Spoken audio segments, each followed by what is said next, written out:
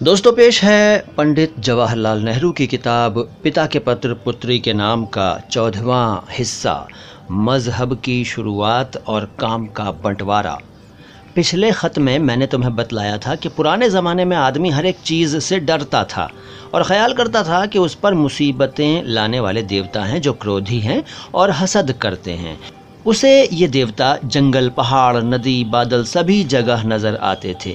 देवता को वो दयालु और नेक नहीं समझता था। उसके ख्याल में वो बहुत ही क्रोधी थे और बात बात पर झल्ला उठते थे, और चूँकि वे उसके गुस्से से डरते थे इसलिए वे उसे भेंट देकर, ख़ासकर खाना पहुंचाकर, हर तरह से खुश करने की कोशिश करते रहते थे। जब कोई बड़ी आफत आ जाती थी, जैसे भूचाल या बाढ़ या महामारी जिसमें बहुत से आदमी मर जाते थे, तो वे लोग डर जाते थे और सोचते थे कि देवता नाराज़ हैं। उन्हें खुश करने के लिए वे मर्दों औरतों का बलिदान करते, यहाँ तक कि अपने ही बच्चों को मारकर देवताओं को चढ़ा देते। ये बड़ी भयानक बात मालूम होती है, लेकिन डरा हुआ आदमी जो कुछ न कर बैठे थोड़ा है। इसी तरह मज़हब शुरू हुआ होगा, इसलिए मज़हब पहले डर के रूप में आया, और जो बात डर से की जावे वो विचित्र है। तुम्हें मालूम है कि मज़हब हमें बहुत सी अच्छी अच्छी बातें सिखाता है। जब तुम बड़ी हो जाओगी तो तुम दुनिया के मज़हबों का हाल पढ़ोगी और तुम्हें मालूम होगा कि मज़हब के नाम पर क्या क्या अच्छी और बुरी बातें की गई हैं। यहाँ हमें सिर्फ ये देखना है कि मज़हब का ख्याल कैसे पैदा हुआ और क्यों कर बढ़ा। लेकिन चाहे वो जिस तरह बढ़ा हो, हम आज भी लोगों को मज़हब के नाम पर एक दूसरे से लड़ते और सिर फोड़ते देखते हैं।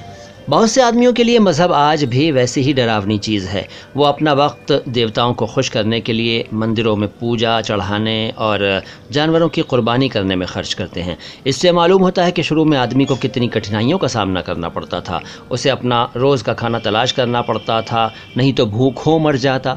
उन दिनों कोई आलसी आदमी ज़िंदा न रह सकता था। कोई ऐसा भी नहीं कर सकता था कि एक ही दिन बहुत सा खाना जमा कर ले और बहुत दिनों तक आराम से पड़ा रहे। जब जातियाँ यानी फ़िरक़े बन गईं तो आदमी को कुछ सुविधा हो गई। एक जाति के सब आदमी मिलकर उससे ज़्यादा खाना जमा कर लेते थे जितना कि वे अलग अलग कर सकते थे।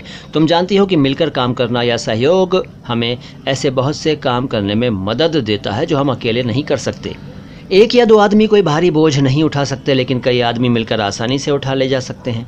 दूसरी बड़ी तरक्की जो उस ज़माने में हुई वो खेती थी।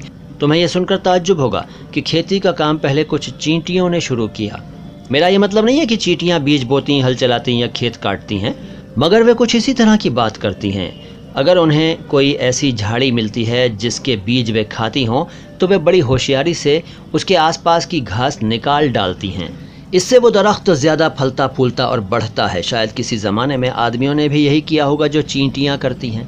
तब उन्हें ये समझ क्या थी कि खेती क्या चीज़ है, इसके जानने में उन्हें एक ज़माना गुजर गया होगा, और तब उन्हें मालूम हुआ होगा कि बीज कैसे बोया जाता है। खेती शुरू हो जाने पर खाना मिलना बहुत आसान हो गया। आदमी को खाने के लिए सारा दिन शिकार करना पड़ता था। उनकी ज़िंदगी पहले से ज़्यादा आराम से कटने लगी।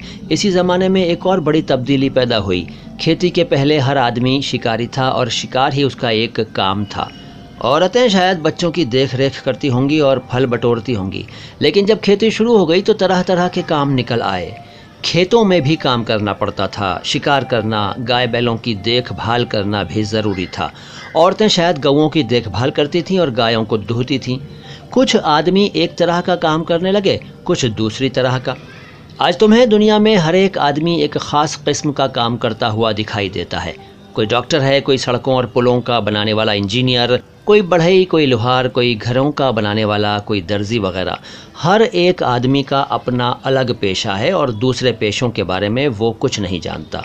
इसे काम का बंटना कहते हैं। अगर कोई आदमी एक ही काम करे तो उसे बहुत अच्छी तरह करेगा। बहुत से काम वो इतनी अच्छी तरह पूरे नहीं कर सकता। दुनिया में आजकल इसी तरह काम बंटा हुआ है। जब खेती शुरू हुई तो पुरानी जातियों में इसी तरह धीरे धीरे काम का बंटना शुरू हुआ। इससे आगे की बातें दोस्तों आपको अगली मुलाकात में सुनने को मिलेंगी।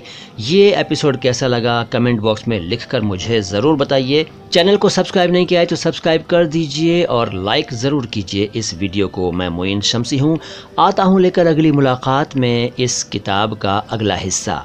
शुक्रिया।